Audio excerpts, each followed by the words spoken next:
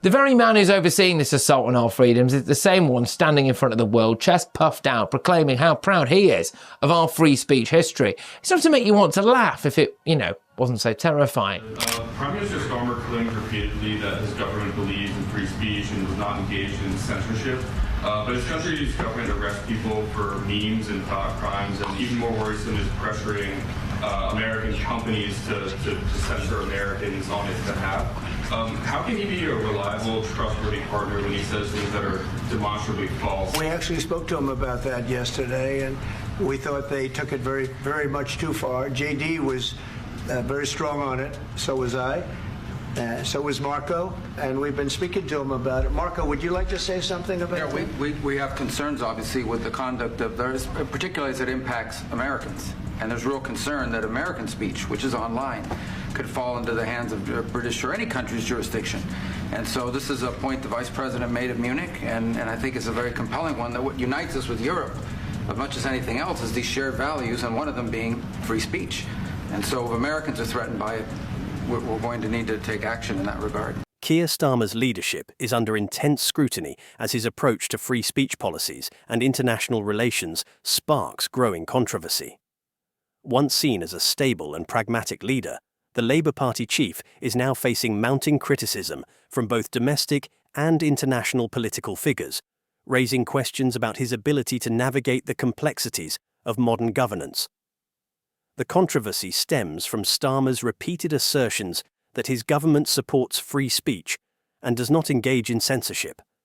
However, critics argue that his administration's actions contradict these statements. There have been growing concerns over arrests for online content, alleged efforts to curtail speech deemed offensive, and accusations that the UK government has pressured American tech companies to implement censorship policies on its behalf. These issues have not only ignited debate in the UK, but have also caught the attention of key figures in the United States. Among those leading the charge against Starmer is former US President Donald Trump, who wasted no time in pointing out what he sees as fundamental flaws in Starmer's leadership. Trump has accused the Labour leader of being weak on international relations and out of touch with the broader implications of free speech policies, particularly regarding American tech giants. He warned that Starmer's regulatory stance could negatively impact US businesses and, by extension, American citizens. J.D. Vance, the Republican senator and key Trump ally, has also been vocal in his criticism. Vance has described Starmer's leadership as naive and ineffective, arguing that the UK needs a leader who can assert national interests with confidence on the global stage. He further stressed that a weak approach to governance could alienate crucial allies and undermine the UK's standing in international affairs. According to Vance, Starmer lacks the political foresight needed to handle global relations effectively, particularly in balancing the UK's relationship with the US. Yeah, but again, I've been saying this for weeks. I know what Donald Trump is like. Not Albury has. But a lot of people are going, Starmer's going to be humiliated. They're sort of talking it down as if now Starmer's had some great, a great day out because he wasn't humiliated. I mean, is that really the level of our Prime Minister now, that he's had a good day because he wasn't made fun of? Public opinion has also shifted, with recent polling suggesting that confidence in his leadership is declining. Many voters are beginning to question whether Starmer has the resilience to withstand the mounting pressure and lead the UK effectively on the world stage. Inside the Labour Party, the situation is becoming increasingly precarious. Senior Labour MPs, once staunch supporters of Starmer, are reportedly having private discussions about his leadership capabilities. Concerns are growing that his inability to respond effectively to international criticism has weakened his position both within the party and in the broader political landscape.